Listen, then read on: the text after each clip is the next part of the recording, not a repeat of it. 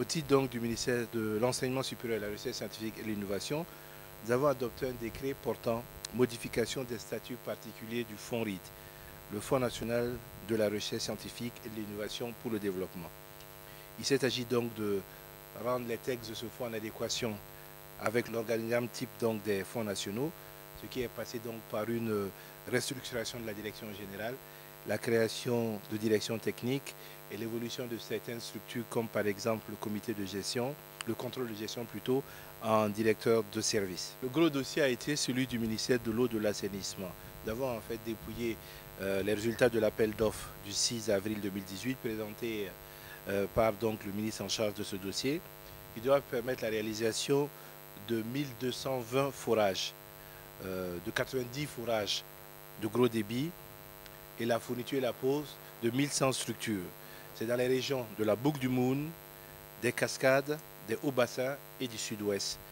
Et donc c'est au profit donc de la Direction générale de l'eau potable. Le coût total est d'un peu plus de 8 milliards de francs CFA et le délai d'exécution du lancement donc en mars 2019 doit avoir une fin totale en avril 2020.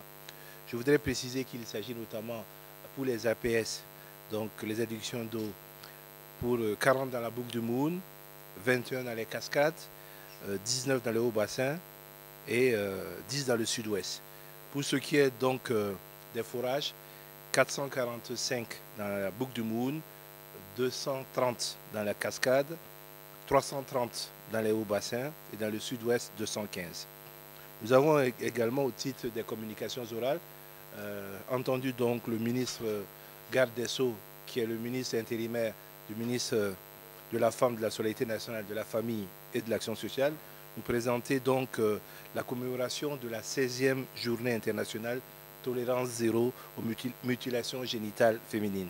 Cette commémoration donc interviendra le 20 février prochain à Ouagadougou, avec également dans la foulée la tenue de la première session annuelle du Comité national de lutte contre l'excision de 21, avec également le lancement d'un nouveau projet de lutte contre les mutilations génitales féminines dans les régions du centre-est et le lancement d'un concours intercommune dans les régions sur les MGF. Donc, ce lancement-là se fera donc dans la région du plateau central. Voilà donc relever les quelques points qui ont été la consistance de ce Conseil des ministres. Le détail, ce sera donc dans le compte rendu.